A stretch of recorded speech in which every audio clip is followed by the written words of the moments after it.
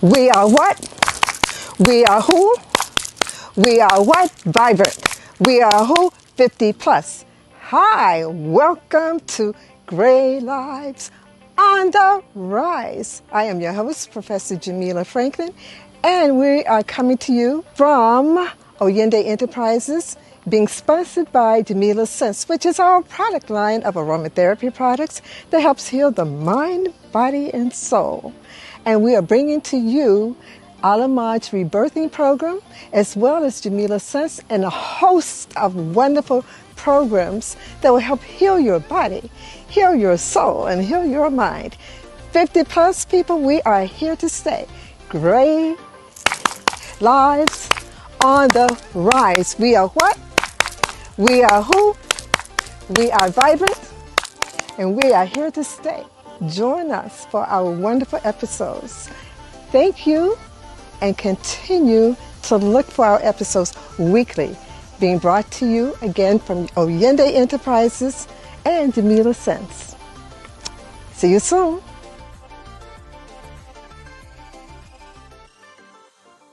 Greetings, everyone. Welcome to another episode of Gray Lives on the Rise. And I am here with the wordsmith, Mr. Brother Hzal Anubewei.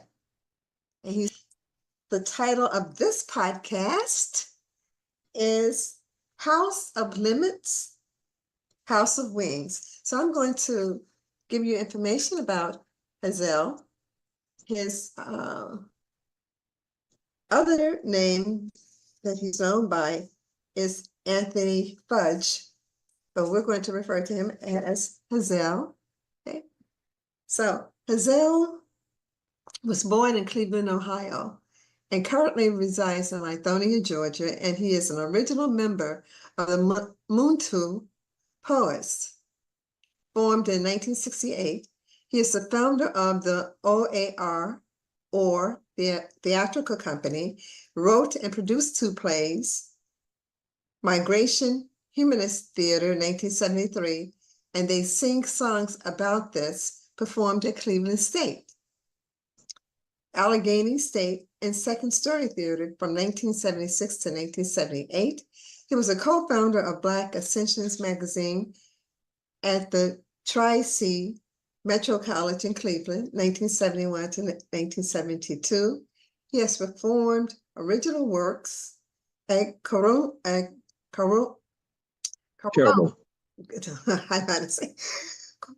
Karamu. Oh, Karamu? Okay, Mm-hmm. Karamu. Okay, thank you. He was at Albany State College, right in residence in 1977. Read at Cleveland State, Howard University, WKYC-TV, and radio stations WABQ in Cleveland and WRFG in Atlanta. His works have been published in over 10 anthologies, including Freelance, Cleveland Area Arts Council Anthology, the Muntu Poets Anthology, 47 years later, Too Much Boogie and the Blues, to name some. He counts among his closest friends and admirers Norman Jordan, Russell Atkins, Owen Dodson, Robert Fleming, and Art Nixon. Owen Dodson called him a word magician. He has read with some of the best-known poets in America, including Amira Baraka, Nikki Giovanni, Quincy Troop, Eugene Redmond, Askia Toure, and in a project at Case Western, Gwendolyn Brooks identified him in a Call and Post article in 1973 as a gifted writer. Hzal has several works of poetry published, among them Migration in 1972, The Cry of Beauty, 1975, Diary, The Genius of Love, 2000, and Pouring Shade, 2018, A Scheme in Every Scene, 2015, short stories, and Hzal, the Prophet, The Cry of Beauty 2018, a spiritual book of revelations that took 40 years for him to write. And it's a must read for all those knocking on the door for spiritual insight. Hzal, the Prophet, was republished in 2021 with new additional material and enlarged to 2 volumes. Other works include Studney and Kilopot, a murder mystery novel unpublished. The second series of short stories, titled Second Schemes, to be published in 2025. Yes, 2 current titles. Amira Grace, a book of poetry, and a horror escapade titled The Dead Woman's Bed. These titles are available in November 2024, just in time for the holiday. Hzal is continually pushing the boundary of a concept based out of Hzal, the Prophet, the House of Limits, and the House of Wings. The borders of his world seek to be unfettered, his imagination placing him in the midst of tragedy, the unglamorous, seedy regions, devoted lovers, and revolutionists, or the silence of the inner spirit, where the voices of the spiritual realm can be heard whispering to all who take the time to listen. Walk this way, fellow traveler, and behold the seamless wonders of creation. Hzal's appearances, whether in person, like a reading he did, African American Arts and Heritage Academy, April 12th through the 14th, 2019, Lovers of Poetry Day 2019, Ousted, West Virginia, or on the radio. His presentations are said to be electric, insightful, funny, warm, and most of all, abiding spiritual journey into a road not witnessed before. Hzal has been married for 54 years to Naomi Omi Robinson Fudge. That's amazing. She's also from Cleveland, Ohio. He has 2 children, a daughter, Janelle, and son, Jemiah, 6 grandchildren, and 2 great-grandchildren. He is a Scorpio and is 78 years young in this epoch. Okay, and this is one of his renderings. It's wonderful. Okay, welcome, Hzal. I know some of the— Thank you. You're welcome. Some of the words I may have mispronounced, so I apologize. That's all right. So I think 90% I got correct, but anyway, welcome We'll work it out. Yeah, thanks. Welcome to the podcast. And I met you, I think, before the pandemic. Yeah, I did. Right? Yes. Before the pandemic, through a friend, Tahita. Yeah. So I've read your history. You've been connected with some really important and very impressive poets and writers, like Gwendolyn Brooks. I was familiar with her because I was a major in African American literature at Cornell University. So I know some of these writers because of that, because I've studied them as well. But prior to your going to college and all this, what inspired you early on to become a writer? That is a life-turning story, and that really actually set me on a path that I haven't gotten off of. That started in 1968, I believe it was, and I met Norman Jordan. Had no idea who he was, had never seen any Black men, women, nobody reading poetry. Ever. Didn't, I knew about Countee Cullen and some of the other Black writers, but not anybody in the 60s. Had no idea. You knew about the Harlem Renaissance writers back in the 20s. Yeah. Yeah, they were all like the Harlem Renaissance writers. I mean, I was somewhat familiar, but I wasn't aware I could write. I was 20 years old, did not know, I had no concept of writing. And a friend of mine took me, because she knew I used to always read. I mean, I always read a lot. I used to cut school and read reading. Yeah, I was kind of different. So took me down to see some guys reading poetry. And about 4 or 5 guys reading. But the two that impressed me the most was first this guy, Russell Watkins, who is like, for those who don't know, and when his history comes out and people realize who this person, who he was, because he just passed, I think, about a month ago. He's like 90 something years old. They will discover that this guy was unbelievable writer, and how many writers were influenced by him, including Amira Baraka. Matter of fact, he was the one that published, I think he was the first one to publish Amira Baraka's poetry.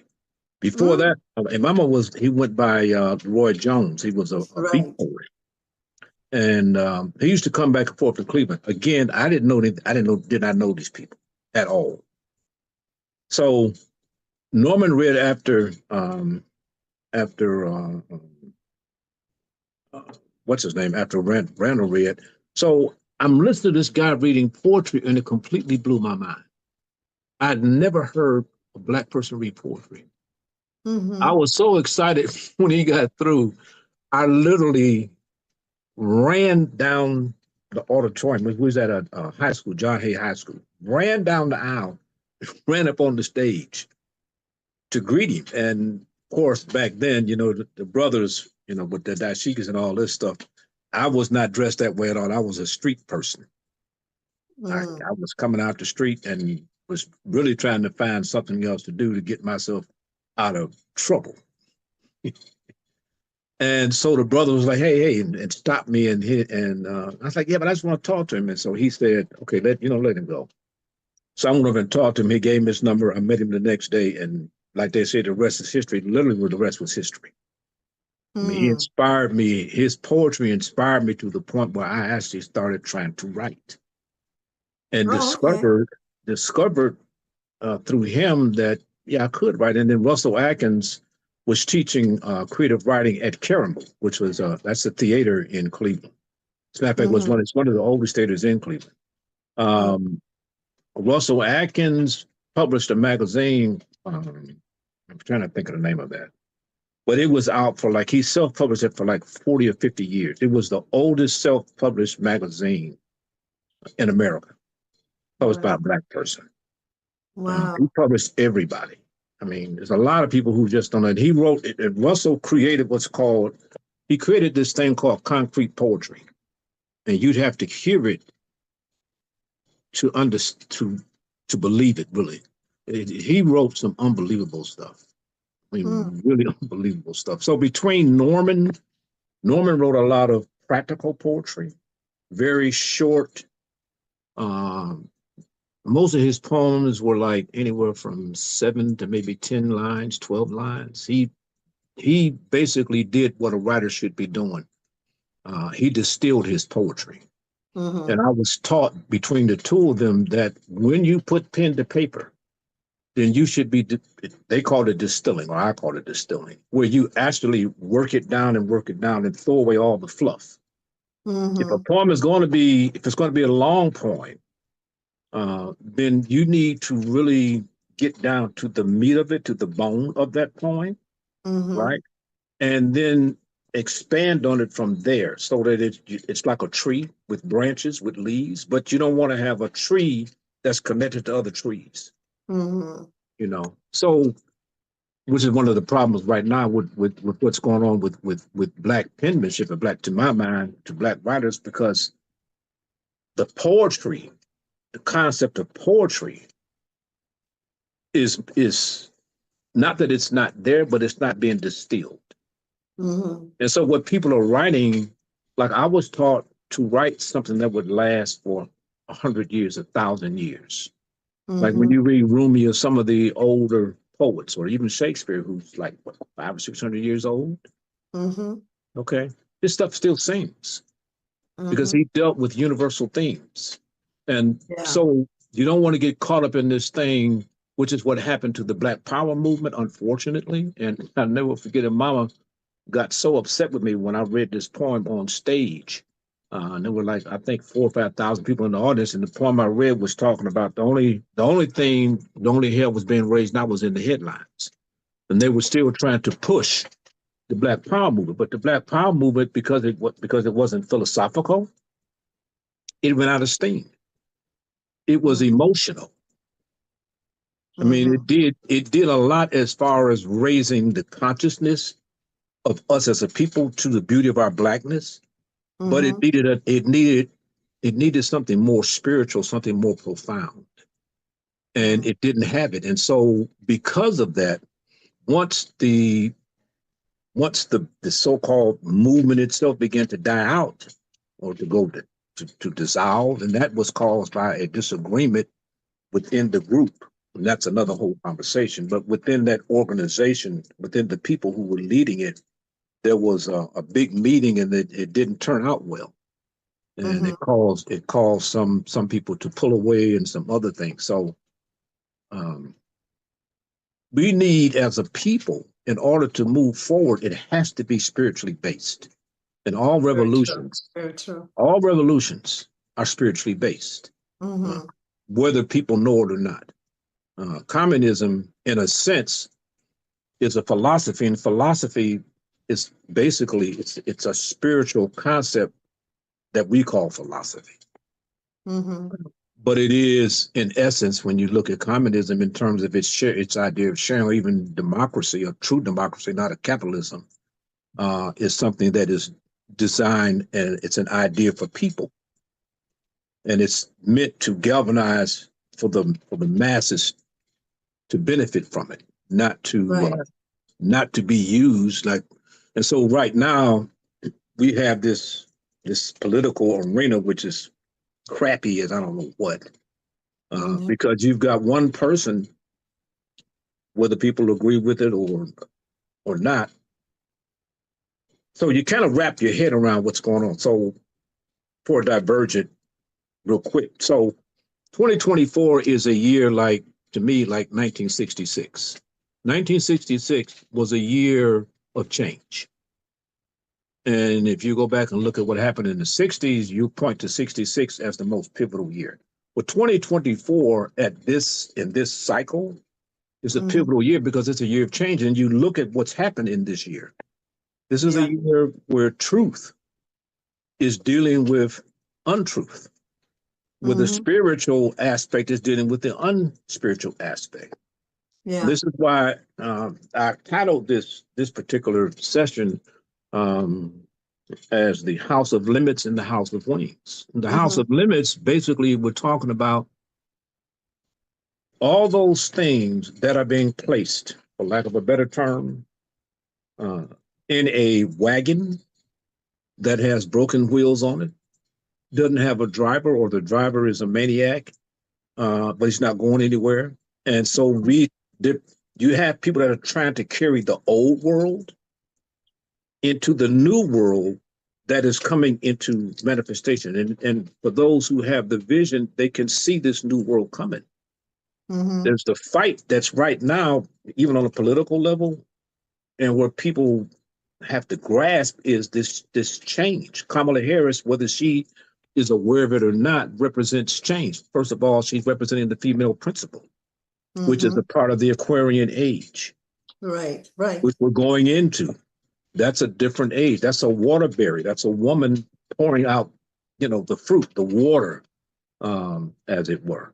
And so she represents, whether she's aware of it or not, but she represents that type of consciousness. And then you have the old guard, the Pisces, which is trying to hold on to all those things that they hold dear, that had been used for the last 200 years to manipulate and to control the world, basically. And so we have this struggle. That's why you see this whole planet is in turmoil. But it has to be. It has to be. There's no other way to do it. And the analysis of it is that the reckoning is spiritual. Yeah. It has to be. Because if it's not spiritual, then it won't function. So when people read like scriptures and they talk about Noah, and you look at Abraham, you look at the different epics of change, these are all manifested symbolically. They're not people.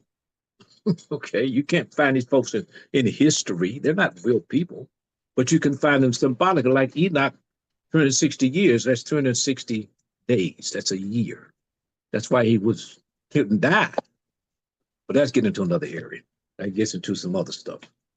So, but yeah, the House of Wings is that effort to produce those things, those symbols, because we need new symbols, new symbology. We need new ideas. And this is what the young people are doing. There was one of the visions that I had in talking about Cecil taking 40 years. The reason why it took so many years to write started in August of 1976, and I completed it, I believe it was in September or November or October of 2016. It was 40 years because the visions, I was having all these visions. And so I was putting them in this book. And as you can see, this is Cecil the Prophet. So it's in two volumes. It was originally in one volume, but I've had other things that have come to me since then. And so I put it in two volumes. Well, that's the way writing goes. You know, I started a book years ago and another book came and said it wanted to be birthed. So it wasn't in such order. Yeah, when you come to me and you don't have, it's not like the stuff that's in this book, this is not rewritten material. It came as a complete text, some of it. Like when I wrote, and I think I mentioned to you about the book of the Greyheads, which came to me, and I'm not sure exactly when, but it's like either the late 70s or early 80s. But that came in two sections. One came in January, February of whatever year it was, and then the following year, around the same time, January, February, I got the rest of it. I call it the transmission. And when I read it now, I have no idea where I stopped and where I started. I got no idea.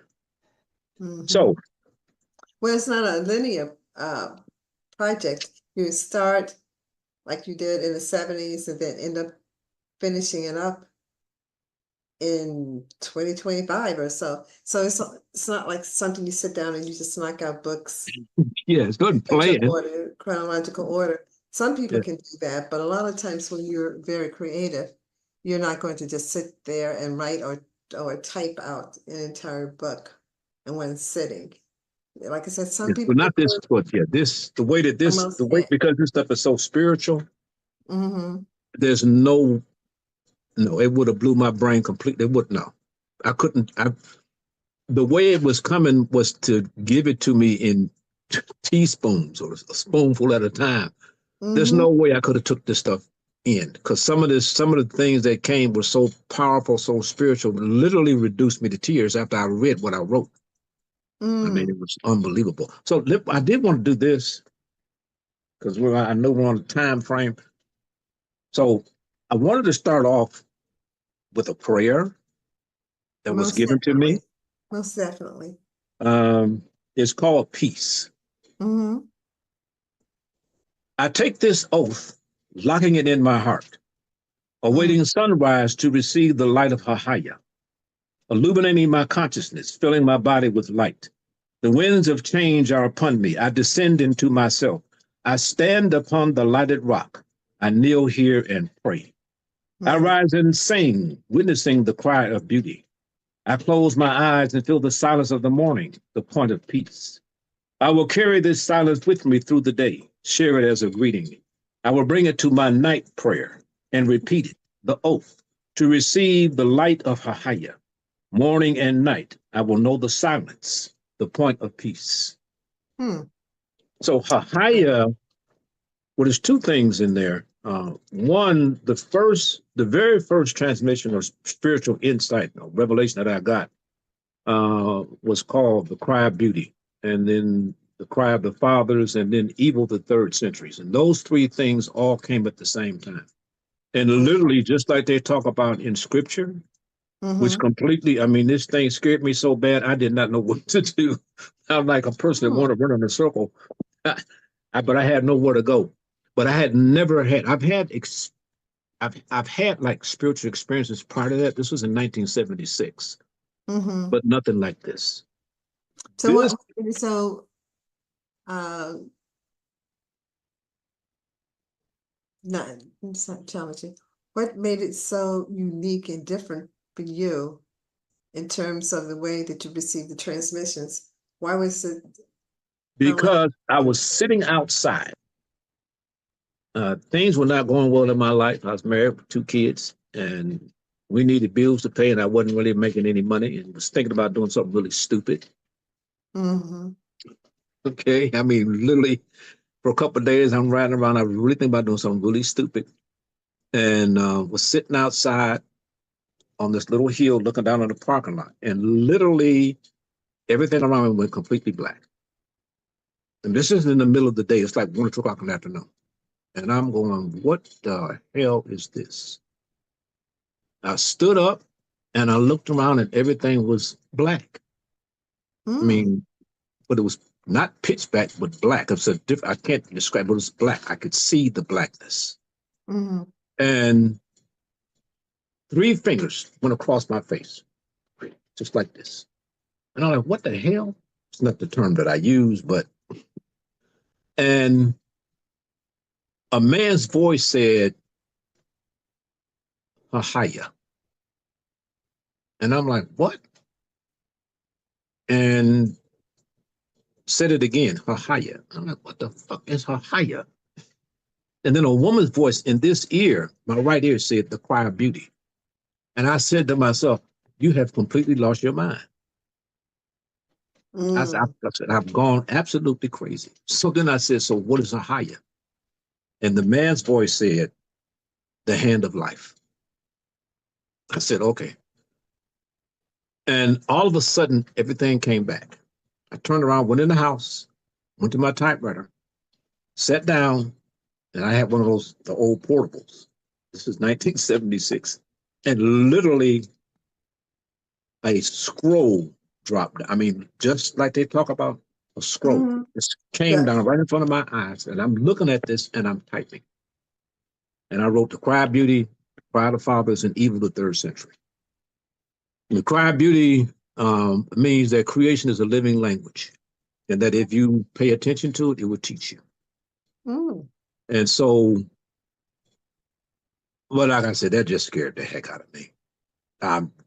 That's why, to me, unless a person has really, really had experiences or really has had this happen on that level, something like that, when I hear people tell me, well, I'll talk to God and blah, blah, blah, and I'm like, you talk to God, but it didn't scare you. What? Didn't scare you. You know, I mean, it's like, in my mind, and again, and I have to go back to what, you know, where I've come from in terms of where I'm at, but spiritually speaking, coming out of the street and stuff like this happen, you know, and people just like they talk to God, like it's like you talk to a friend, like somebody you talk to every day, and it didn't scare you. I got to wonder about. I'm not saying that you didn't talk to, you know, maybe you think that maybe you did talk to. I don't know, and I'm, you know, I know what happened to me, and I know how bad it scared me. And it scared me for a long time because every time I'd have one of these transmissions, I'm like, oh my God, what is this? So what do you think the purpose with all the transmissions and things? Because Eventually, eventually I came to the conclusion. Well, like when for the first, I think 4 or 5, maybe 5 to 6 years, I was writing Cecil. I spelled it Cecil. And then I had a transmission, a vision. And it told me to spell it Seso and pronounce it Cecil. As opposed to people, when they see it, they want to say so. It's actually pronounced Cecil. And Cecil the prophet. And just the whole way that this thing's unfolded, the way that over the years and how the information has become more and more profound as I've like seasoned into it, I guess a fair way to put it, as I become more seasoned in my own experiences and I'm older in what I've seen in terms of life, um, has pretty much opened me up to know that this is very special information to be shared um, with the world, um, but not in the sense that um, like a messenger or a prophet, that I'm a prophet or a messenger. I think that the concentration should be on the material, on the word itself, rather than the individual, because you don't want people to get caught up in that imagery, that glamour type thing, where once the person is no longer on the scene, that they're still seeking that individual instead of seeking the knowledge that's in the book itself. You know what I'm saying? So that the word speaks as opposed to revering the individual. And I think that this particular cycle that we're in terms of the House of Wings, we don't need a person to sit and put a fence around us in terms of the direction we're going. If what is in here is spiritually true, then you should be able to go into this, get what you want or get what you need out of it, and apply it to yourself, to your life, as you need it. So much of what was going on before, and I can understand that in terms of where man was, in terms of man's spiritual development, that we needed certain guidelines, and probably still do to a degree.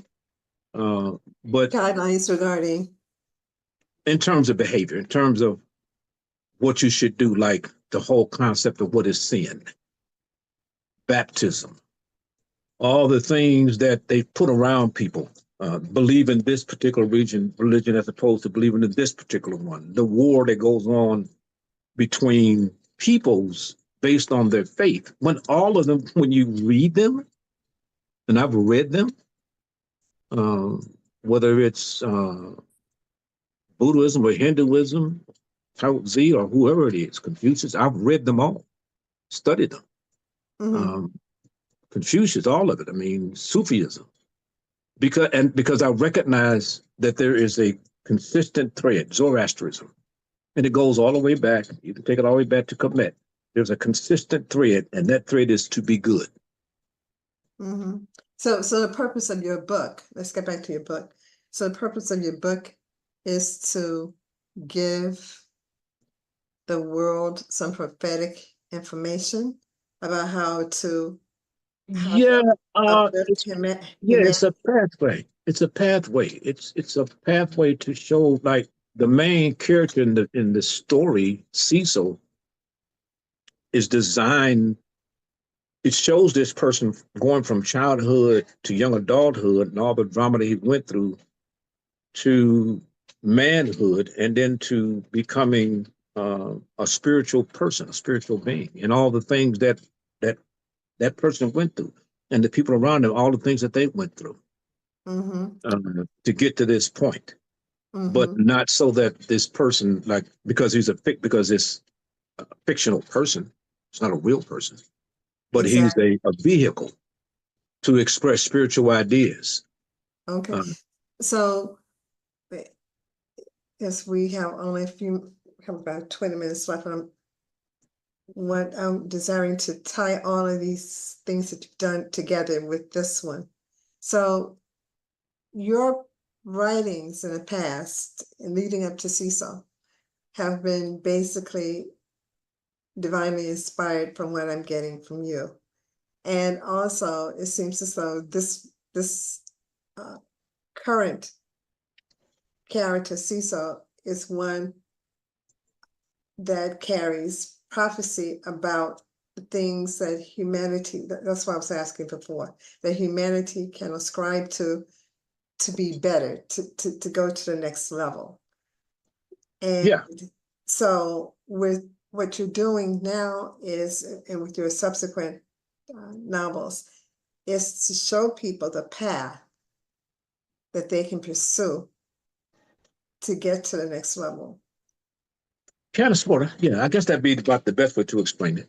Yeah. And with for lack of a better term, revelations or insights into spirituality, because there's that place within where there's silence, where you can tap into it, either through meditation. Some people can do it, through breathing or whatever. But there's that place within that's deeply quiet, Right. and you have to be quiet in order to hear it or to witness it. I consider myself to be a witness to what's going on. But let me do this. Let me read something from a couple of these books. So I'm gonna just read the first part of this. This is from the book of Splendor. It's one of the books in Cecil the Prophet. So that they give you an idea of what this is. It's broken down. It's written in let's see, there are 8 chapters, I guess, for lack of a better term, 8 chapters with different size. Each chapter has different number of verses. And it's the way that it's set up. I think I can show that to you. So can you see that? Yes. Okay. So that's how it's set up. It's set up like in verses. And when I first started writing Cecil, it wasn't that way. It was more story form. But then as time went by, the material became more and more spiritual. And so I was forced to put it into a different format. Like couplets or something. Yeah. Yeah. All right, so let me read this. I'll just read the first 2 chapters. So it's called the Book of Splendor. This is chapter 1. You weep for your pets. You weep for the death of loved ones. Be silent and listen. Let me tell you something unimaginable. How many worlds weep for the death of a son? There is no creation if there are no sons. It's chapter 2. Let me introduce you to the clever mankind. The robber has stolen from the family. The dictator destroys the children, kills by the thousands and millions. The rules of man create upheaval and wars. The minds of these men leaving this world with the same thoughts they came to the world. So this is what mankind does with free will. Others sit silent, watching evil intent grow, afraid of entering the fray. Others cheer nastiness, thinking thoughts of participation, the spoils of oppression counted on their living room floor. All of these minds like fish in the sea. The big one eats the little one. There are other clever men and women, human bondage, a wager on the street. Houses of commerce slicing livers full of emotion. Retail sells lies to capture the mind in empty pockets. Politicians with double minds and even more tongues. Once they were babies without thoughts. At what age did they awaken in this world? Their minds are treasure chests full of tricks and treats delighted with themselves. If the mind suffered much because the body racked with pain, if the body was beaten, starved, made sick, if the emotions needed emergency care or were trotted around on a leash, troubled in childhood, set upon by night, made to go fearful in the day, wrestling with adults seeking young, warm bodies. Even wonderful minds intent on saving the world get into the drain of drama, all flushed into the same river, seeking salvation or relief or just a moment of peace. Be silent and listen. Wow. That's profound. Yeah. That's Yeah, profound. That's what we're Cecil. experiencing. That's what we're experiencing now. Yes. Yeah. And I wrote this, the Book of Splendor, I wrote this 2019. Somewhere, yeah, 2019. Let me read, because I know the people that are listening want to hear some poetry and hear what I have to say poetically. So let me read this. This is called The Candidate. very apropos for what we're dealing with. Mm-hmm. I am announcing my candidacy for the office of Servant of the Spirit.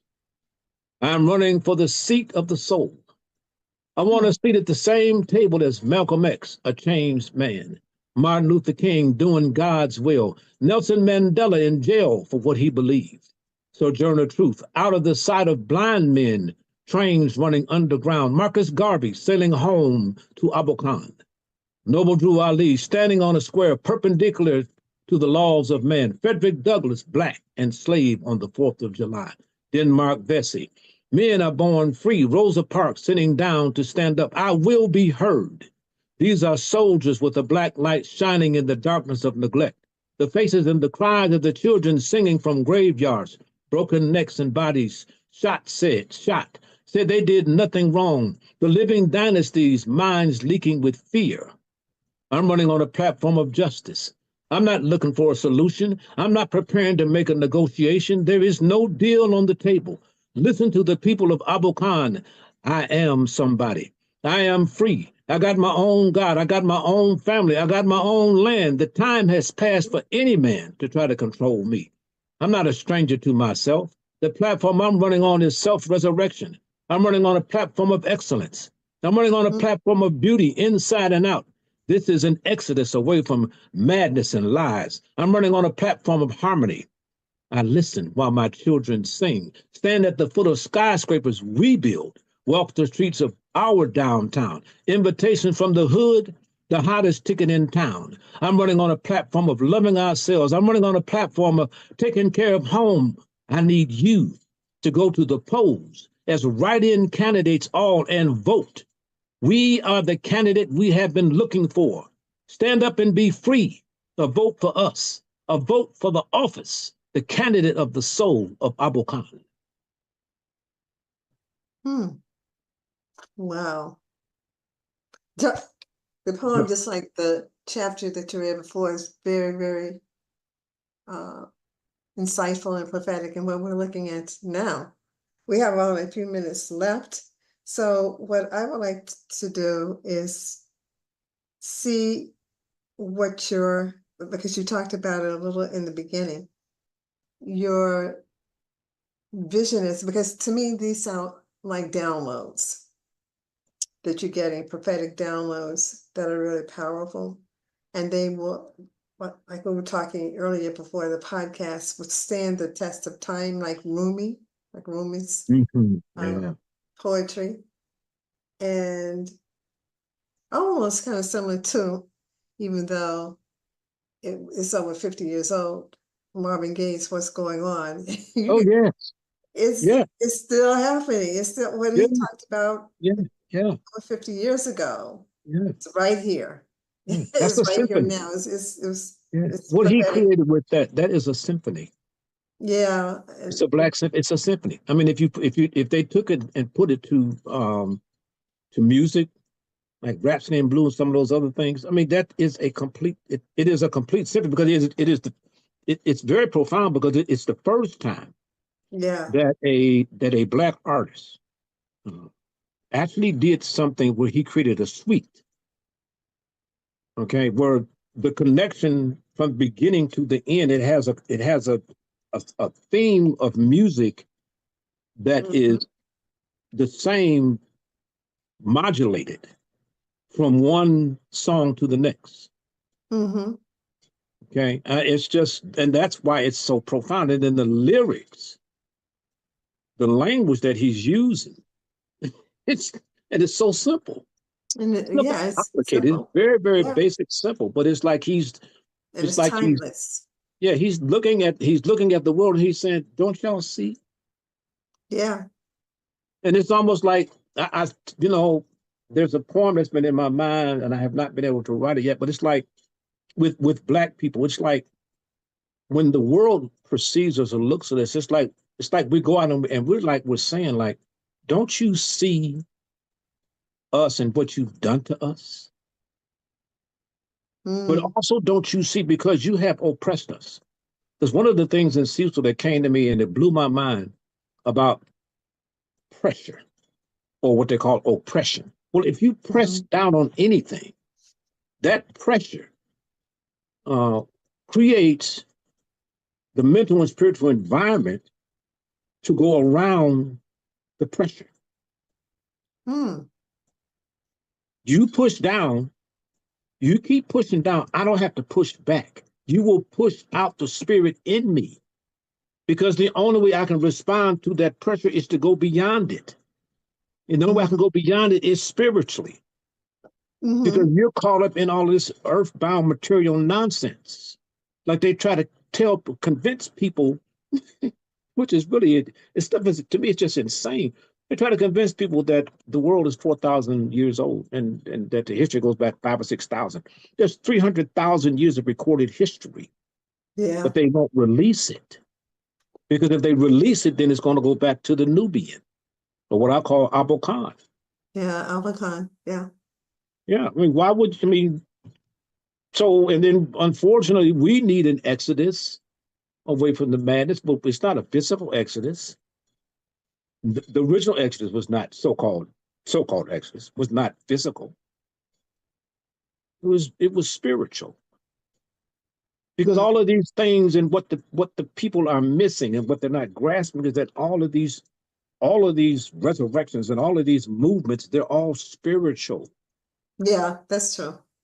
It has to be, because you can't go beyond this realm. You can't go beyond where you are, especially as a people. We can't bind this. Well, we can't bind ourselves together as a united front, because we're too splintered, complaining and fussing with one another about whatever belief we have. Well, those are beliefs. You need truth. Yeah. You need wisdom. And this is what Hzal is. Hzal is the pathway into the next state, the next step. Yeah. So that's what I said in terms of what I'm gathering is prophetic and is metaphoric, because it's not put out directly. To me, it's metaphoric, like Rumi was metaphoric. Yeah, symbolic. Yeah, metaphoric and symbolic. And most of the profound books are like that. So people can read it, and then you have to go inside and see what your spirit is telling you about it. Because what my interpretation may be very different than your interpretation. Exactly. Yours would be different than the next person. But whatever revelation that you do receive is the one that is accurate for you. Because like even in Christianity, when they talk about the last days and times in terms of the book of Revelation, people who are spiritual don't perceive it as a physical demise. They see it as a spiritual demise, that everybody's not going to ascend to the next level of consciousness because they haven't done their inner work. But however, some people who are very fundamentalist see it as a physical, people going to literally lift up or to go to heaven, and then the rest of the people are going to be destroyed. So right. Because I mean, they see it very literally. So your work to me, because we only have a few minutes left, your work to me is more, is similar. It's saying that people need to go inward to get their interpretation, and Hzal is the visionary who has seen these things and is now bringing them to light, but he's putting it in a way that people have to become introspective, as opposed to having everything laid out for them.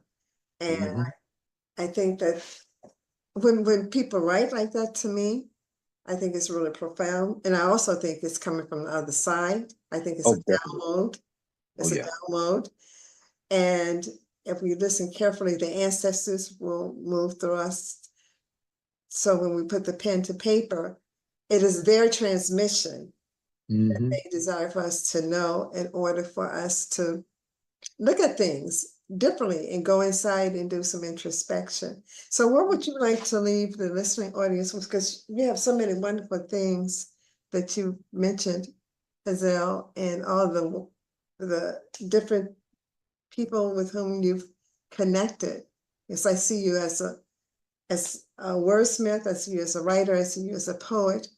What And before we get to that, we need to get your contact information. How can people get in touch with you that would like to, this brother is really very, very, very astute and very profound. He would be excellent for you to have at on college campuses, book clubs, or anything. But Kwanzaa is coming up, like History Month is coming up, or any kind of occasion, because people, particularly young people, need to hear this. But this is also for the people who are 50 plus. What would you like to leave with them, and how can people get in touch with you? Yeah, unfortunately, because I'm not really like social, like really into like the social thing, and I know I should be, which is an issue. I have an Instagram account under the Cry of Beauty. Okay, the cry of beauty. Yeah, Cry of Beauty. Uh-huh. Okay. And I have an email, which is oetryhouse@gmail. That's OETRYHOUSE@gmail.com. Okay, so it's like poetry without the P. Yes. Uh-huh. But it's poetry. Okay. It's actually based on a concept, but that's another. I've got a lot of concepts. Something that I've been working on for quite a while. Okay. Okay. So they can get in touch with you through your Instagram account or through your email. Those are the two things. And we will have this information available to everyone. So if you didn't write it down, it will be available to you. So for this particular demographic, what would you like to leave for them in a minute or less? Oh. Well, I would like to read something else, but it would actually take longer than that. There's one piece I've written. It's called The Mother's Book. And I can read just a few pieces out of it. This is something I just wrote like in the last, let me see. Well, it's been almost a year. I did this so it was before the war started in Israel. So it's like in September, August of last year. I didn't realize that. Anyway, it's called The Mother's Book. I'll read just a bit of it. When the word is sent out, it comes as a seed of revelation called from the field as a newborn baby. May the wayfarer come this way to see the jewels on display here. Before this day, before this night, the mother's book has not been revealed on this road. Truly blessed, glimpsed in a moment of spiritual ecstasy.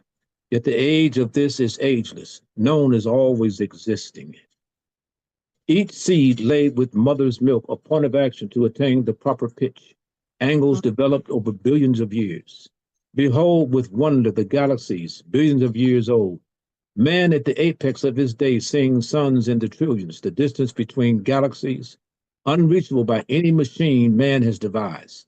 Do you not then wonder the purpose of this distance and the time betwixt the sun and the sky and the nearest neighbor trillions of miles away? Now stop there. Wow. Well, as I said before, your works cause people to go inside, to be introspective, and to think, but not just to think with the cognitive brain, but to think with the inner spirit, to let the spirit reveal the true meaning for each individual, because it would vary from person to person. But I think that your works are very, very amazing, and I love this rendering that you did of Seesaw. Yeah, my son-in-law did that drawing of me. He took a picture of me, and matter of fact, I didn't even have locks when he did that. That was in 95 or 96. I've had my locks since 2001. Okay. Well, this is very nice. We would like to thank you. Oh, thank you. For this soulful, very pleasant moment with you. I think we've been enlightened.